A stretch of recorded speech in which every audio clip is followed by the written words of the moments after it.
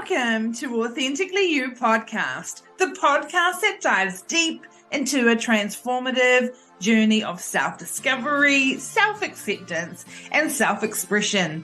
I'm your host, Kirsty Hankin, and I'm here to guide you on a path towards embracing your true, unapologetic, authentic self. In this podcast, we'll embark on a quest to uncover the secrets to breaking free from societal expectations, shredding the masks we wear, and stepping into our own power. Each episode will explore the questions and challenges that our listeners face on their personal journeys, providing practical insights and heartfelt advice. But it doesn't stop there. Authentically You Podcast goes beyond just answering your questions. We're here to introduce you to a diverse lineup of incredibly knowledgeable professionals who will share their expertise, wisdom, and experiences. We'll bring you thought-provoking interviews that will inspire and empower you. This is Authentically You Podcast, unleashing life on your own terms.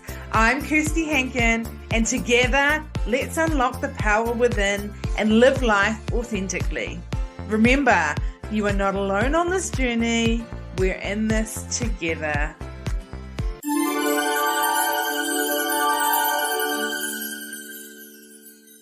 Welcome to the Authentically You Podcast. Thank you so much for being here. We really appreciate your time. And today, we have got the beautiful Mercedes here with us. Mercedes originally started working on her self-development as a teenager while finding it difficult to cope with an alcoholic father.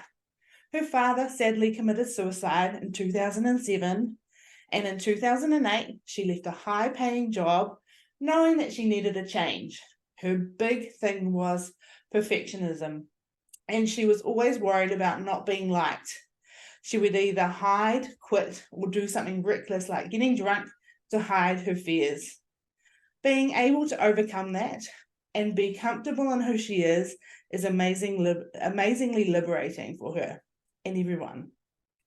She is now a qualified Reiki healer, EFT Tapping practitioner, yoga teacher, and has a yoga coaching qualification. Mercedes believes that to live as your true authentic self is to live in oneness with the universe, to know that we are all wonderful creations and just different expressions of the whole. Mercedes' life has been one of a great transformation and has overcome adversity to live in peace and wants others to see that it does not matter what you have been through, you can come out the other side. Thank you, Mercedes, for being here. It's such a pleasure. Thank you. Yeah. I am so looking forward to this and learning more about you and getting more in depth in your journey and your story. So welcome. Thank you. Thank you for the lovely introduction. Makes me feel special. You are special, Mercedes. You're special to us. So tell us a little bit about how your Authentically You journey started for you. How did it start? Okay, well, obviously I was going through a lot as a kid, and I did dabble in a lot of self-help. I read, my mum was quite good at pushing me towards stuff, so she taught me self-hypnosis and got me reading a lot of Dale Carnegie. But it was kind of, it was really surface level stuff, and I don't think I really took it very deeply. Yeah. And really the big catalyst for me was my dad committing suicide, and that, although it was a really horrific thing to go through, I always say it's probably the best thing that ever happened to me, because it was the thing that really caused me to change my life. Yeah.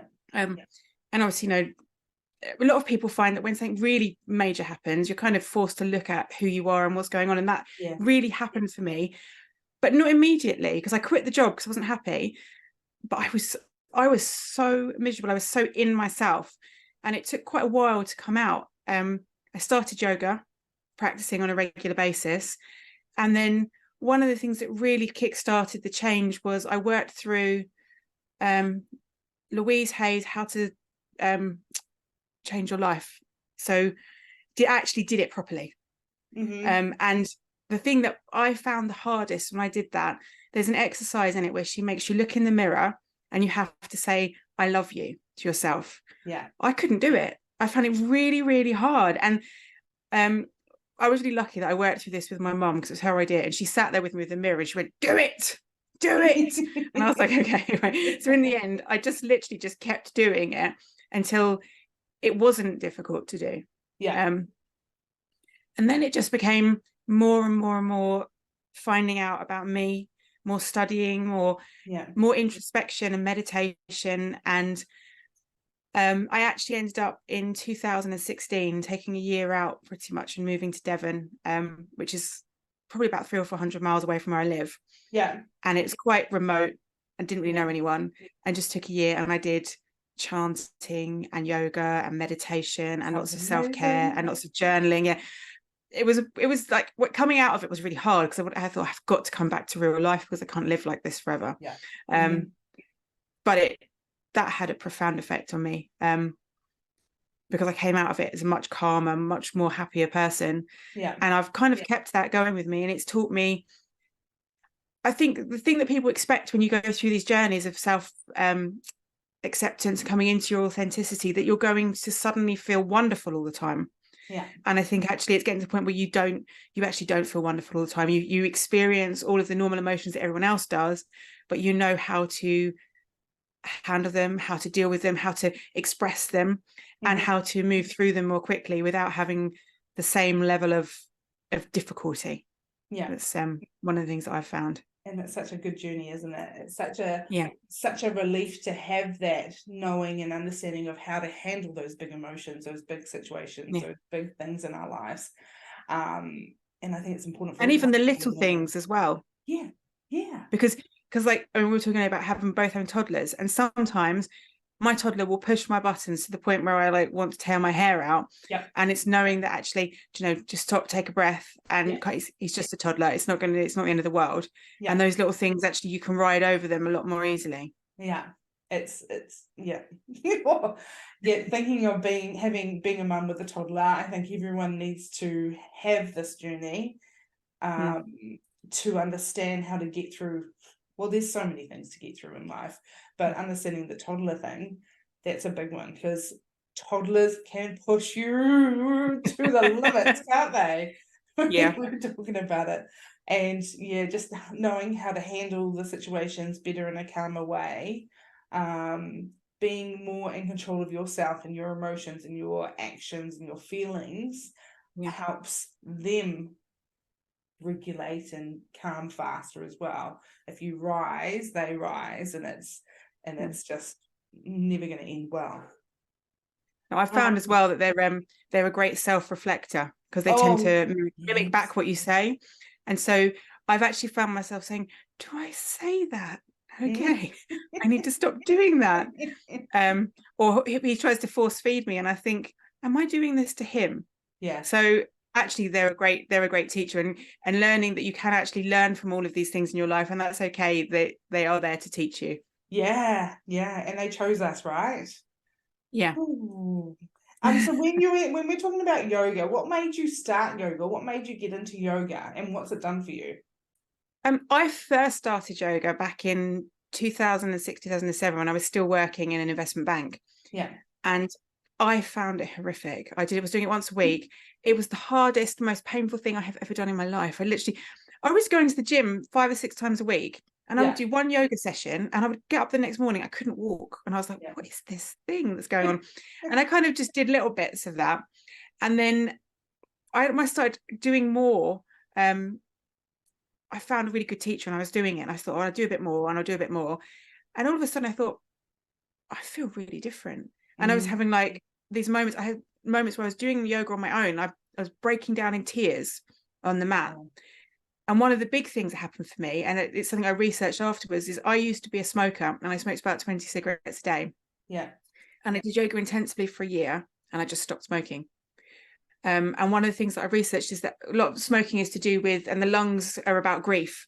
So often when you smoke, you're pushing down grief when you're holding it down. And so when you do yoga and you learn to breathe properly, and you actually can breathe deeply into the lungs, and you can release what's there, you don't no longer have the need to smoke. And I afterwards, when I read that, I was like, oh, that's why I gave up. It was just like, it just all came out. So yeah, that I've was quite an never amazing heard that experience. before, Mercedes. That's incredible and makes so much sense. Yeah. So much sense. Wow. Take that in, take that in, take that in. That's incredible. And all practice deep breathing, or even if you don't want to do yoga, just the act of practicing, because we don't breathe, we all breathe up here in this sort of area, and we don't breathe down into our abdomens very often. So learning to breathe that. And also one of the things that I found really hard was I get really tight around my ribs. So you want to be able to expand your rib cage out when you breathe. And often if you're really tight around that, you're actually not expanding out. So you're not getting the full capacity of breath in there. And you're holding that all in, and just think what more you can achieve if you can actually expand your breath properly. Yeah, I remember when I was first starting, I was always like breathing in like this. So, you breathe, it's not expanding, you're sort of just going in on yourself. I was like, oh, it feels good. But it wasn't till I was, expanding that way. And I was like, now I get it. Now I understand. Because there's, you can get so tense. And if you're not really just relaxing into the breathing, you're not getting the full effect. No. What was the other thing that you said? When your father passed away, when you said that you didn't, it was about a year later that you started getting in, you did some major changes. Do you think it was the grief that was just, you were going through a grieving process in that time? Absolutely. When I quit my job, I think it was less than a year after my dad committed suicide. And I was still really grieving, but also it was triggered by the fact that my dad killed himself on Father's Day. So it was June, the lovely effect that he did it so that it was Father's Day, which is added benefit there. And then I had my year-end review at work, and it's something that sticks with me, and it stuck me forever. My boss looked me in the eye and he said, I really shouldn't let personal matters interfere with my work. And I remember thinking, okay, I'm not coming to work moaning about breaking up with my boyfriend. My dad committed suicide, right? This is not, it's going to impact my work, So I know. So then I sat there and I thought, I'm not doing this anymore. I'm not sticking around. I'm just not doing it. And I literally, from that point, that was like December, and I quit I left in the April, so I quit in the March. I spent 3 months sorting myself out financially so that I could quit, and I just left. I didn't have any real plan of what I was going to do, but I was like, I'm not staying here. I'm not staying in an industry that will treat you in that way. Like you are such a commodity that something like that happens, that they have no understanding for you whatsoever.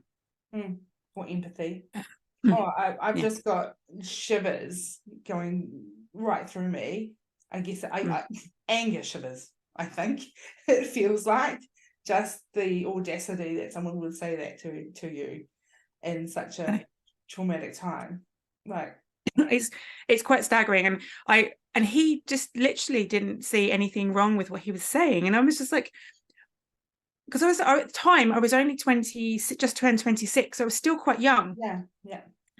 And I was sitting there looking at him thinking, did he really just say that? And I didn't even respond. I just like went, oh, okay. And I didn't even say, are you being serious? Like if he said it to me now, I'd say, like, are you serious? Like what you just said. I just didn't. I just sat there and went, okay, I'll try harder. Shock. I can imagine we were a bit of shock. Going, okay. What did that just happen? That's well, I could take, there's quite a few working in the banking industry in the mid 2000s. There's the way, and where I was there when I joined, because I was doing structured products, I was the only woman in the department, and the way in which they treat women, I mean, it was just, I'm hoping it's different now, but honestly, the stories I could tell, the things that go on in those places, it's not somewhere I'd want to be again. So you managed to get away and spend amazing amount of time on yourself, and you said you realized that you needed to get back to reality. How was that transition back to reality? It was interesting. I moved to somewhere that I'd never lived before, and I took up gardening. It became a real passion of mine, growing vegetables, and I still do it now. I not quite to the same degree, but I've kind of immersed myself into doing gardening. and I started a new business of property development. So that was like a baptism of fire, because I had no idea what I was doing. I'd never developed a property before, and I don't know why I decided to do it, but I did it, and it was the most stressful. Honestly, it was so stressful, but I enjoyed it. Like I ended up doing 3 properties, and I really enjoyed it. I wouldn't do it again, because it's not the life that I want to live.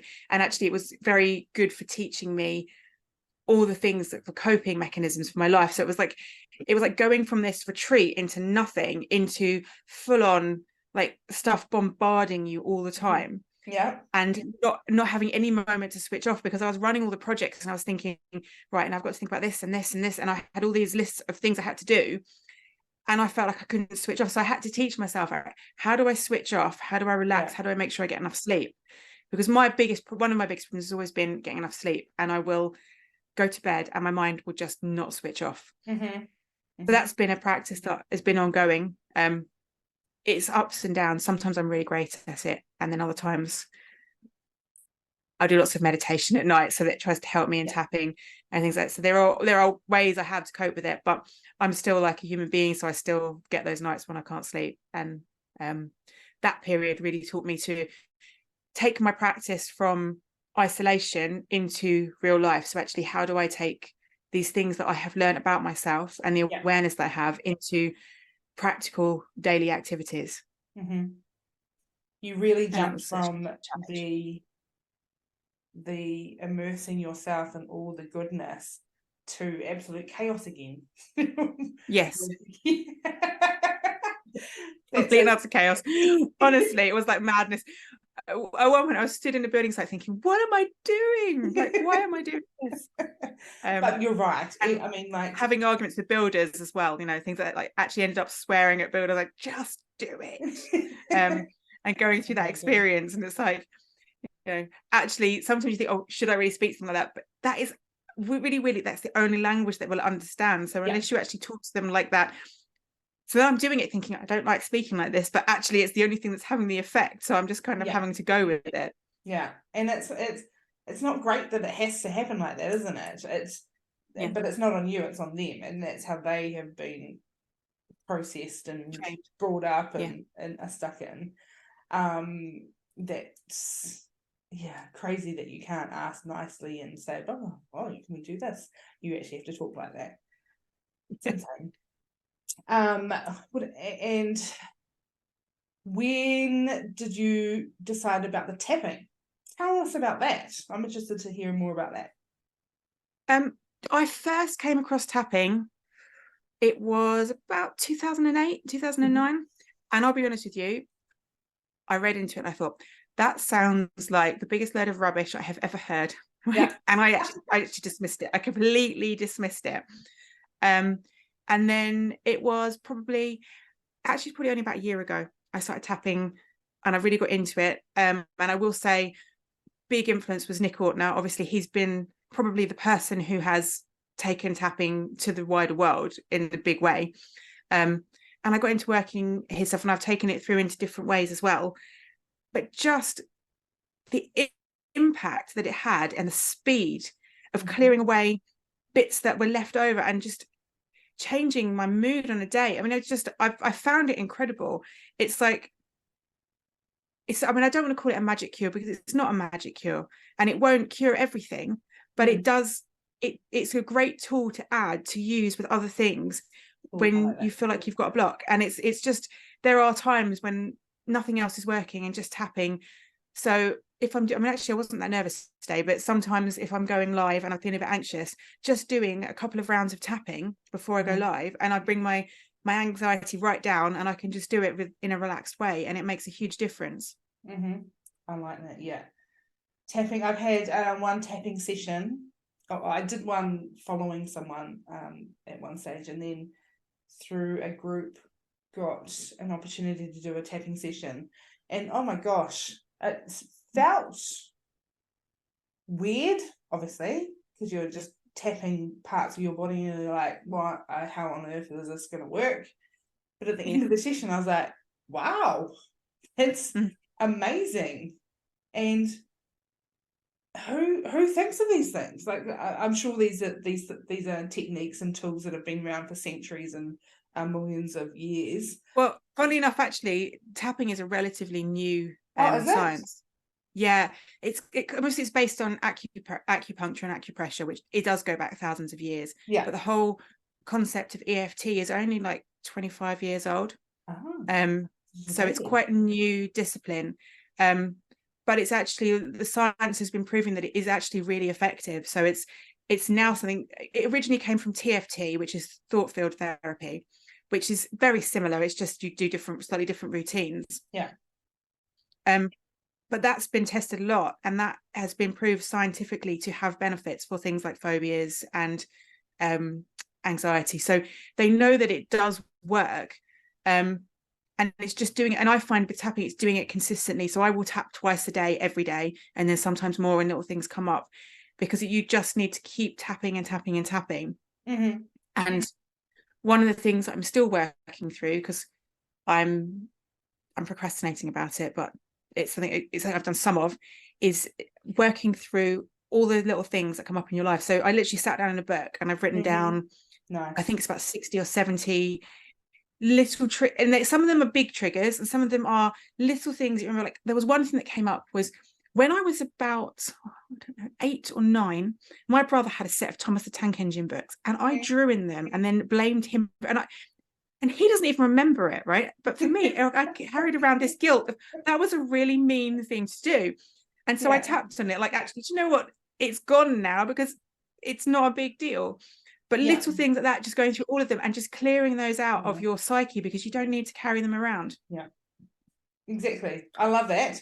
The fact that you've even just written them down is a start of the process, isn't it? Yeah. And just to make it clear, there's no magic wand. You can't just expect results like that. It is a continuous thing, right? Yeah. Yeah. And it's the same with all self-development. Like, you can't, there's no, like, you don't fix yourself. You improve yourself, and that's why it's kind of called self-improvement. And you're always improving, and there's always things that come up. And the frustrating thing is, the more you do, the more things you find, and then you think, am I ever going to get there? And then you get to the point where you think, do you know, I'm never going to get there, and that's okay. What I'm going to do is I'm going to get better every day.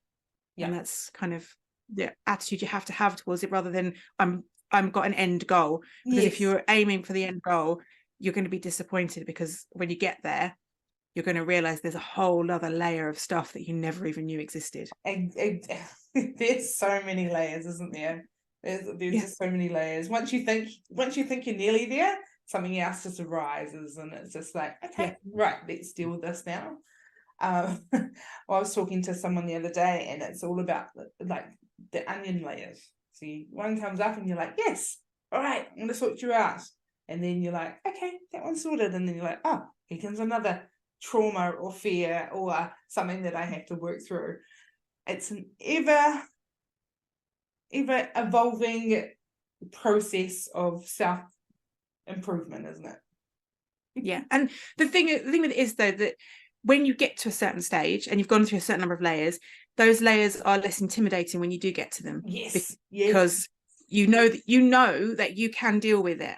And it's like when you have things that happen in your life, big traumatic events, and you deal with it, you live through it, you actually then realize, do you know what, I can actually live through anything. I can cope with these things, because there is always a way to cope with it, and there's always a way forward.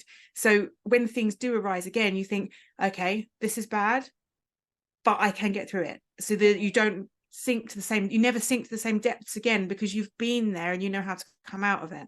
Yeah. When I have been working on myself for the last, I don't know, similar to yours, like being sort of spiritual, been working on myself my sort of whole life, but it hasn't been until the last 4 years that I've really got into understanding it, I guess. Because I've always sort of known it, but actually getting to understand what these tools are and how they work for me, and actually implementing them and continuing the process with it, rather than sort of give it a go for a couple of months and nothing much changes, so move on to the next thing. It's about, and I think that's a really good thing that we all do. We gather as much information as we want. We gather the things that resonate with us, and work with those things, and make them work for us. So the best thing to do is take the things that you like, for example, yoga. If you like yoga, meditation, journaling, some people don't like those things, but you take the things that you do, give it a go. If you like it, perfect. Put it in your tool belt, in your toolkit, and use it to help you get through those difficult times. But it's not about, right, today I'm going to work on this one tool, and that's it.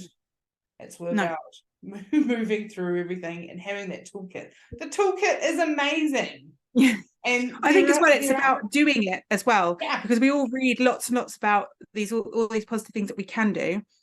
And when you, like I said, I worked with Louise Hay, You Can Heal Your Life. You can read that book, and when you're reading it, you think, oh, this is amazing, it's amazing. But if you don't do any of the exercises and you don't put them into practice, then the minute you put that book down and go on with your life, you forget everything that you've read. Yeah. Because that's what the brain does. It's like, I don't know if you know much about neuroplasticity and the way that we learn new skills. So when you're reading that book, your brain is starting to learn new skills. Yeah. When you put that book down, unless you carry on doing the activities, your brain will then deliberately unlearn those skills because they think I'm learning other stuff now. So you actually have to keep practicing and practicing and practicing the skills to make your brain continue to develop and learn those, and then until they become second nature. When you were talking about the I love you mirror exercise, how long did it take you to start believing it? I don't know exactly how long, because it's like a gradual process, and then you suddenly realize that you do. For me, it was the big thing was just being able to do it. Yeah. Which I think was the hardest thing. So did you do that? Did you do it on day one? Did you actually say it? Did mum or did it take you a few times to go back to the mirror? It took me about 3 or 4 days to be able to do it. And then it was probably doing it for 2 or 3 months, every day, before you start to actually really feel that this is something that, even now, I'll be honest, even now, sometimes I look at myself and I think, oh, I don't like that. And I immediately will stop myself and go, no, that you don't need to go into the bits of your body that you don't like, because everybody's got bits that aren't perfect. But it's very easy. And I grew up, as a child, I was very obsessed with my weight. As a teenager, I would go through huge spells where I would eat one meal a day and starve myself for the rest of the day, so that I was as skinny as I possibly could be. So now, if I'm not ultra skinny, I still find my brain switches into the, oh, I'm getting fat phase, and I have to take myself back a step and say, well, you know what, actually I'm perfectly fine and I'm perfectly healthy, and that's all that really matters. And I still have to, it's an ongoing process. I don't every day look in the mirror and go, wow, I'm amazing, because I wish I did, but then I just correct myself on it and pull myself up on when those negative thoughts come up, because they do. And how important is it to pull yourself up with those negative thoughts, do you feel? It's essential, because if you don't, your brain will learn that the negative is the okay way to go. And then it's actually, I just did a workshop on cluttering the mind and how it's like cluttering the house. And it's a bit like, I think everybody has a side in their kitchen where you put stuff down, and then you put something there, and then someone else puts something there. And then all of a sudden you've got a load of stuff that you need to sort out. And actually the mind is the same. So in my kitchen. Exactly. So you start thinking a negative thing, and then it actually attracts more negativity. So you start putting more negative stuff in there and more. So you have to catch yourself every time the negative comes up, because it will. We have a negativity bias, so we focus on the negative naturally. That is our instinct. So you have to override your instincts and bring the positive in, otherwise it just takes over.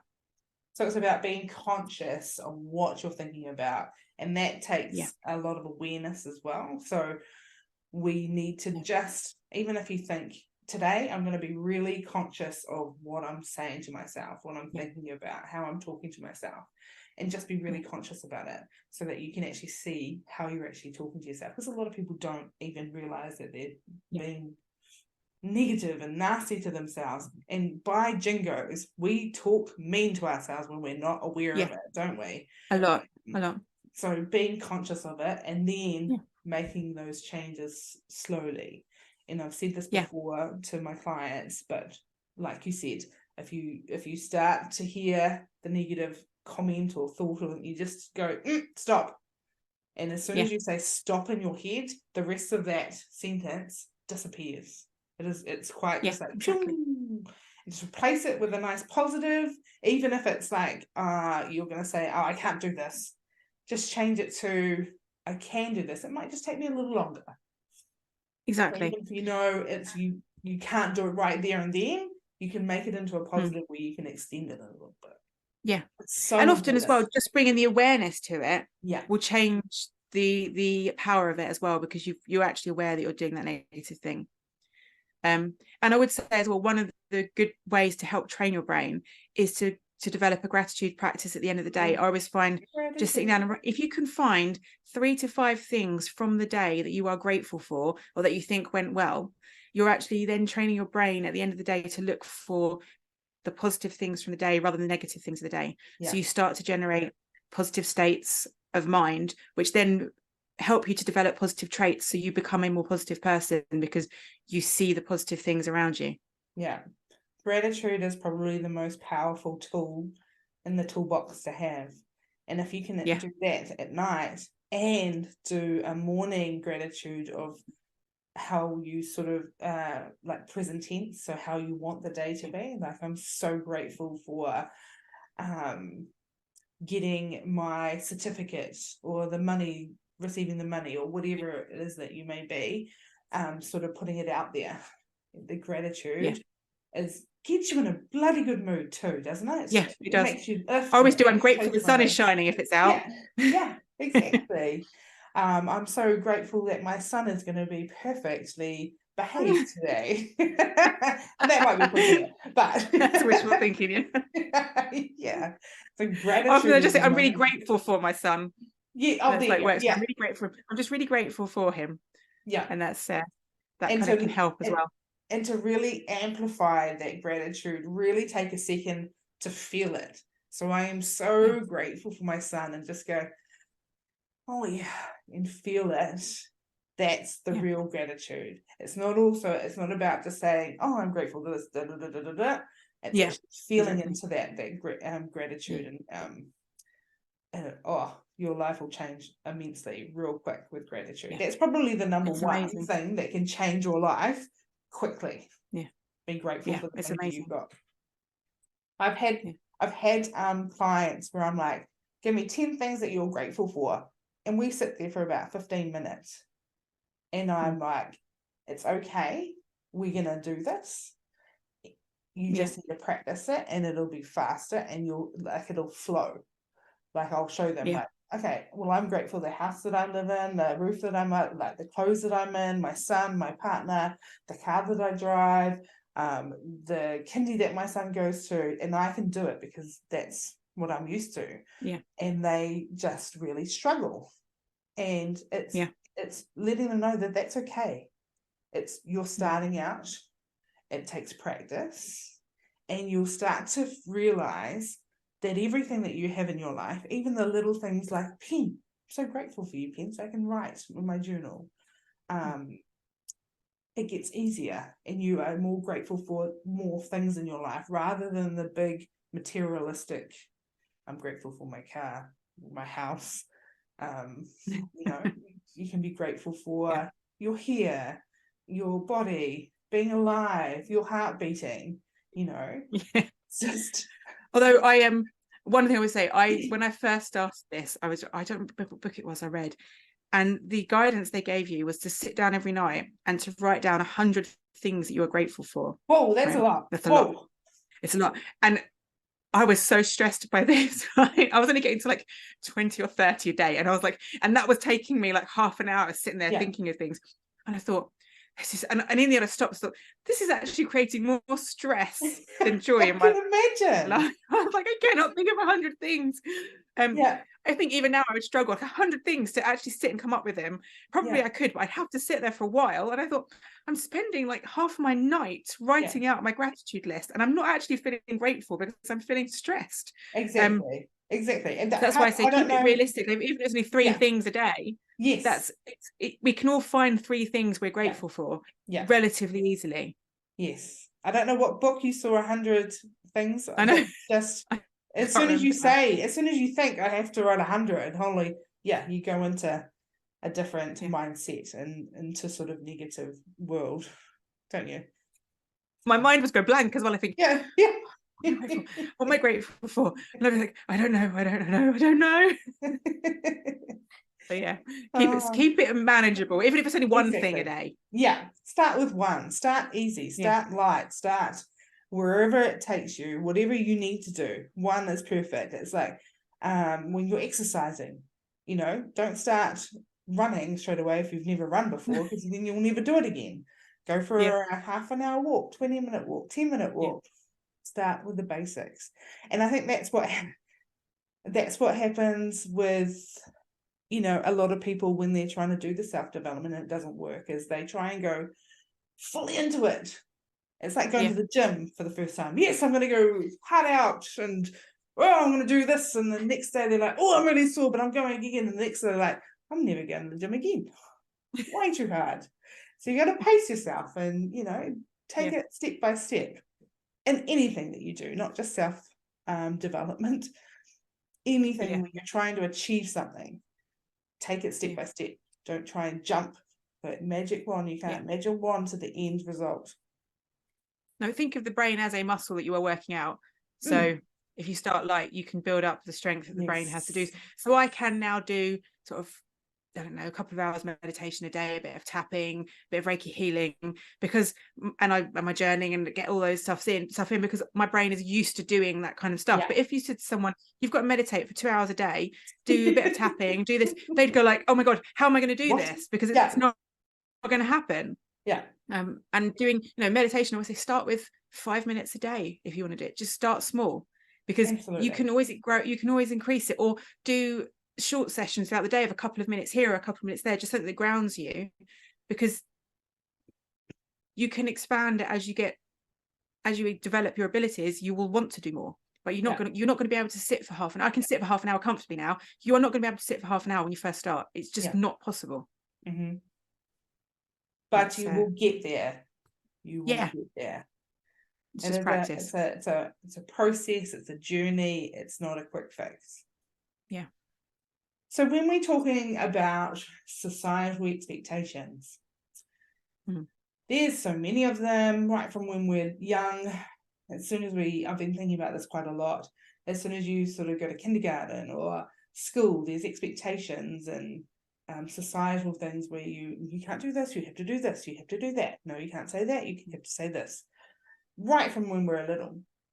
How can you embrace your authentic self without fear or judgment or rejection? How do we break free of that societal expectation in your eyes? Well, I think a lot of it comes from self-love. So actually really loving who we are and accepting that the people that will accept you for who you are the people you want to surround yourself with, and that people will judge you. It doesn't matter what you do. Even if you live a perfect life, people will judge you, because it's the nature of what human beings are like. And actually just being able to accept, and that's again bring awareness to it. So awareness that if somebody is judging you, it's not on you, it's on them, because it's what they're dealing with. Because very easily I've met people I don't like, right? And I meet them and I just don't like them. They rub me up the wrong way for whatever reason. It could be past life trauma, so they're coming back and they're bringing things back for me. It could just be that they are reflecting something in me that I don't want to deal with yet. And that's often what it is. And so your reaction as a human being is to feel dislike for someone, or to just not want to be around them. And obviously as you become more aware and you become more authentic, when you feel those feelings, you think, okay, what is that person triggering in me?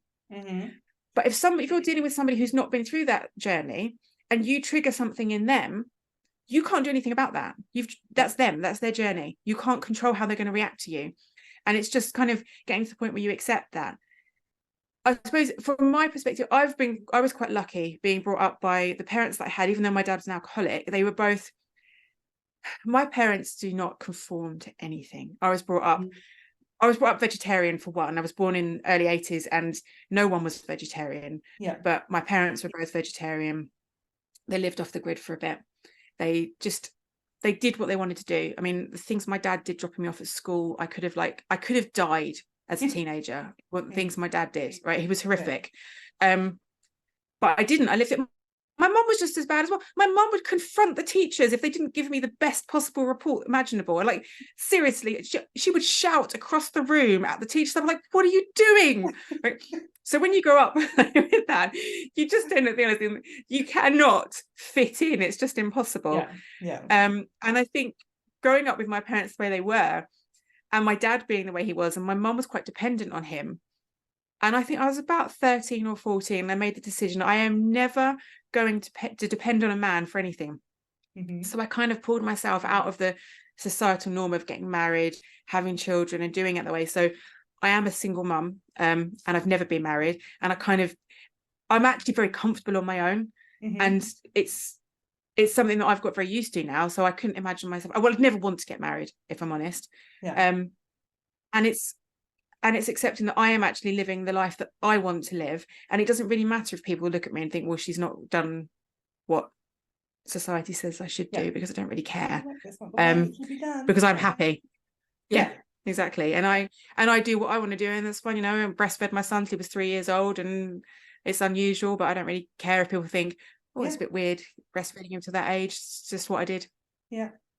I love that. And it does take a wee while to realize that, who cares what people think, and the fact that and it takes a wee while to understand also that it's not about you, it's about them, the people that are saying those things to you or looking at you funny or whatever it may be.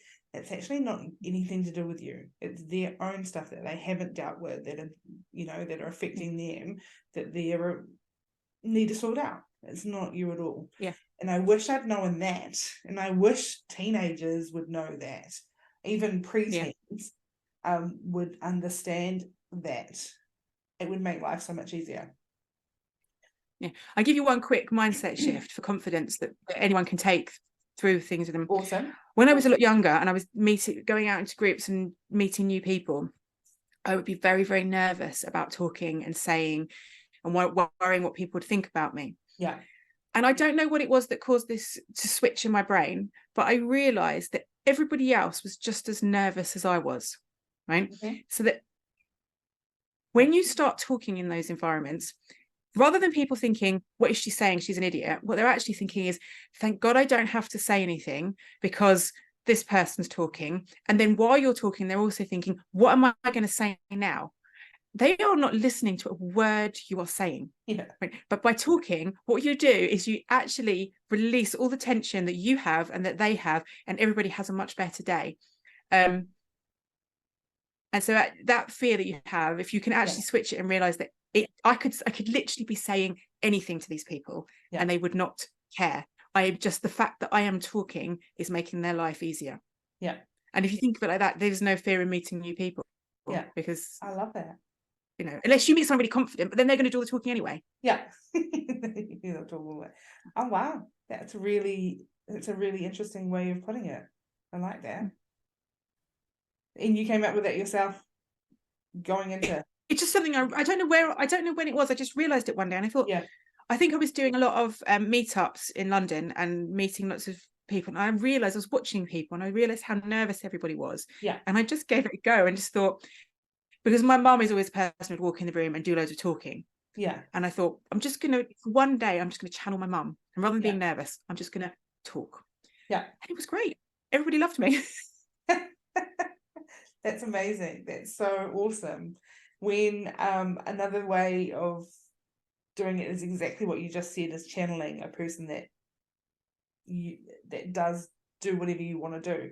So if you're going into a group, and you know someone that's really confident and would talk and be lovely and bubbly and everyone loves them, project that, channel that person, be that person, and walk in there and be the confident, happy, bubbly person that you want to be. Just act it. Be it. It's just a mindset shift. It's really simple. And actually, once you get it, you can switch it instantly. It's just really easy. Love it. Now, you mentioned self-love before. What does self-love mean to you? I think it's about accepting yourself for who you are. And appreciating who you are, because actually none of us, and it's accepting none of us are perfect. I'm not perfect, but it's about just being comfortable with who I really am. That's okay. Do you know, I will say things, I will swear in front of my child and get him to repeat me when I know I shouldn't, and that's okay, because I'm human. And it's about going through that and saying, okay, I've done that was a mistake, but it's okay. I am not I think the biggest switch, and obviously having a child, it's made me think about it even more. The biggest switch that you can have to bring self-love in is the action is not you. So nothing should ever be I am. You do something silly. I turned up to the theatre the wrong day. I got the week early. I don't know how I did it. I just got the week early. And rather than saying I'm stupid, I did a stupid thing. Right? We all do stupid things, and that's kind of I think it's a major part of self-love, is not labeling yourself with things. And so I find when I wake up and I'm tired, I feel tired, and I find myself saying I'm tired, and I have to stop myself and say, no, I'm not tired. I'm a human being. I feel tired. And switching, we all use it. We all give ourselves the labels of the things that we feel, and actually we aren't the things that we feel or the things that we do. We are a being that we love, so we shouldn't be giving ourselves, we wouldn't say it to another person, you're stupid or you're this, so why do we say it to ourselves? And that's the biggest thing for me, is being able to switch the way that you say those things to yourself and actually really feel that I'm okay, I've just done a silly thing, or I've got angry at somebody and I regret doing that, but I'm not a bad person. I just did something bad that I don't want to do. And being able to release that. It's a learning step. It's a learning curve. You've learned that that didn't quite work. If I've yelled at someone, they didn't take it very well. Whoops. Okay. Next time I'll try a different avenue. Like that's how we learn, is fail at something. Exactly. Be silly, do something wrong. Because if we do life perfectly, I think you said it earlier, that, there's no such thing as doing life perfectly. And if we don't fail, we don't learn, and we can't change, and we can't expand and grow as a person. Exactly. And just accepting everything in life as just part of our journey, and that's okay. And loving the essence that's in, because it's the bit that's underneath all the stuff that you do. That's what you really need to love and really need to care for. And if you care for that, then the other stuff is just things that happen around you. When you really truly love yourself, that's when magic happens. I know the magic world isn't real, and magic isn't real, but that's when you'll see wonderful, beautiful things start happening. Wonderful ideas, wonderful opportunities, relationships that are, struggling flourish. If you work on number one, you need to make yourself number one. And as a mum, that is really difficult to be number one. But if you're not putting yourself number one, you're not giving yourself 100% to the people around you and your child. It's like I say to my son, he's only 3, but I say to him, I meditate in the morning. Deal with it. And he's really young. And I did that from when he was really young. And now if I'm sitting there meditating, he plays in his room and he'll come into my bedroom, it sees I'm still meditating, he goes, oh, and he walks straight out the room. Because he knows that is something that I do for myself, and he's just got to live with it. And it's okay to do that. As mums, we sort of think, oh no, but I'm a mum, I've got to be there for him 24/7. I don't have to be there 24/7. He's not going to have a breakdown if I spend 15 minutes meditating. But I might be a much better mum if I spend that 15 minutes meditating and care about myself for that time. And he sees, and I think this is important to remember for mums, if your children see you caring for yourself, they know it's okay to care for themselves. So you're teaching them it's okay to care for yourself, because otherwise, if you're not caring for yourself, what are you teaching them? Because they learn by example. They don't learn by you teaching them. And I know that because I know some of the things that my son says to me, and I think, oh no, I've said that to him too many times. So I can already hear people saying, how do you even find the time to do the meditation? How do you train your child to give you that time? How did you manage to do it? Did you start with just a little time and then build it up? I just gave him an activity to do while I was doing it, and explained to him, Mummy's doing this. And he would, at first, he would disturb me, and I would say no. And I would just gently say to him, no, I'm doing this. And I would go back to it. And he just learned. Kids learn really quickly. Right. They understand that this is the routine. So because I've made it part of my routine. So I get up in the morning, we get our drinks together, I get him settled, I sit down and I meditate. So he knows that that's the routine that we go through. So he's just learned that that's what, like I know that a lot of mums say they don't have showers when their children are young. And I was like, when he was really young, I was like, right, you're in the baby seat, I'm having a shower, you can sit in the bathroom with me. And he never even moaned. He just sat there and he was like, fine. And I was like, well, I'm not going without a shower. I'm stinking because I can't leave you on your own for 5 minutes, because I'm only in the shower for 5 minutes. It's not a big deal. So it's like, and it's just saying, you know, if you want to have a shower and your mum, have a shower. Your child is not going to implode if you're in the shower. Even if they're sat in their cot in the other room, if they start crying and you've got a minute left in the shower, they'll survive. They will survive. They will survive. And they learn a valuable lesson that mummy is important. And it's important that they learn that, and if they learn mummy's important, they learn they're important. I think that's probably the best. That gave me shivers when you were mentioning that. Like, you need to teach them. Everything that we're doing, we're teaching them. So if we're not self-loving ourselves, what are we showing them? I love that. So I understand that you have how can people work with you if they resonate with you and like to work with you? Obviously, they could work with me on a one-to-one basis. And I've got a Facebook group if they want to join that. And I do regular talks and meditations on there that are they're there for free, so they can join, get all of that. That is now Inner Transformation and Awakening Community. Nice. I suppose you'll put that. I'll put it in the show notes for everyone so they can join. Absolutely. And I understand you have a little freebie for the audience. Can you? Well, there's two things that they can have. There's the self-love starter kit, which is, it's lots of exercises and affirmations and journal prompts that they can do that will sort of kickstart their self-love journey.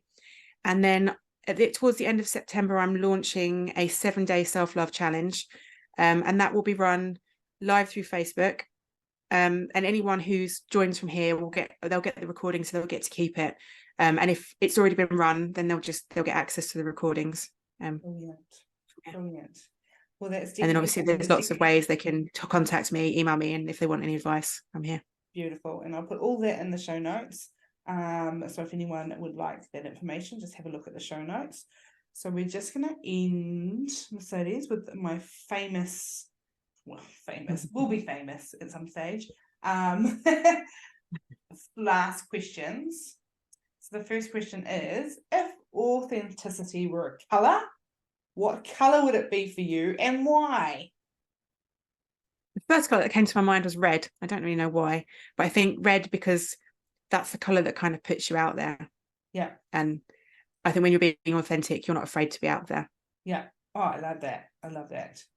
If you were an animal to express your true self, which animal would you choose and how does it represent you? Oh, animal would I choose? The first one that came to my mind was lion. I don't really know why. I think, again, lion, because I know why. Because lion that came to my mind is, when you think of lion, you think of courage. So I'm thinking that actually, when you're authentic, you actually are able to be courageous. And it's the best way to describe it is we all experience fear. So people think, oh, even if you're going through self-development, you don't have fear. You do have fear. It's your authenticity and your courage that allows you to just basically fight the fear and do what you want to do anyway. Love that. Because it is a courageous step to take to work on yourself, especially with societal expectations where you're meant to be this sort of person. Yeah. If you had a magic wand, which we know isn't real, but if you had one and everyone in the world had to follow one ruling you created, what would it be? To never say anything negative about themselves. Imagine the world. Never say. Imagine the world with everyone saying positive things to themselves and their mind. Oh my God, what a different world we would live in, right? It would be huge. And obviously, with all the work we do, that's what we're aiming for, to touch as many people's lives as we can, so that they get out of the pattern of negative self-talk and into something else. Yeah.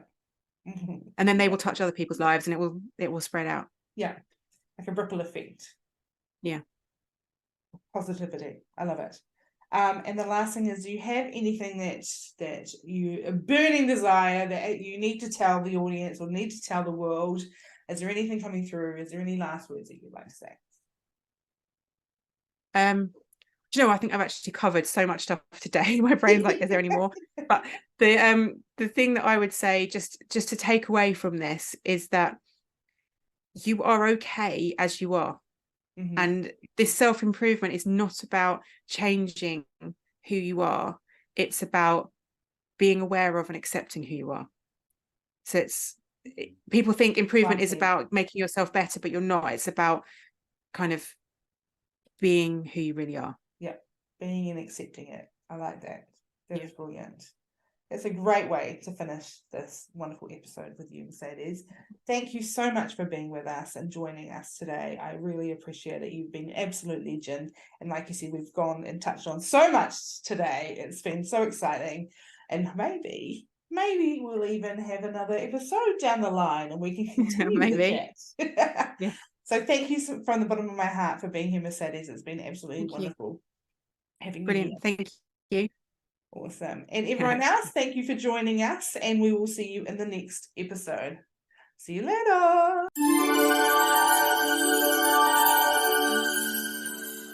Thank you so much for joining us on today's episode of Authentically You Podcast. We hope you enjoyed the conversation and gained some valuable insights. If you'd like to stay connected with us, don't forget to subscribe to the podcast on your favorite platform and follow us on social media. You can find me on Instagram and TikTok at Kirsty Impact Coach, or Become Authentically You on the Facebook group. We'd love to hear your thoughts, feedback, and ideas for future episodes. Feel free to drop us a message or leave a review. Your input means the world to us as we continue to grow and improve. Remember, living authentically is a journey, and we're so glad and grateful to have you with us on this path of self-discovery and personal growth. Until next time, always remember to be true to yourself, embrace your uniqueness, and live life unapologetically, because you are truly remarkable just the way you are. This is Kirsty, signing off on the Authentically You podcast. Take care and keep shining bright.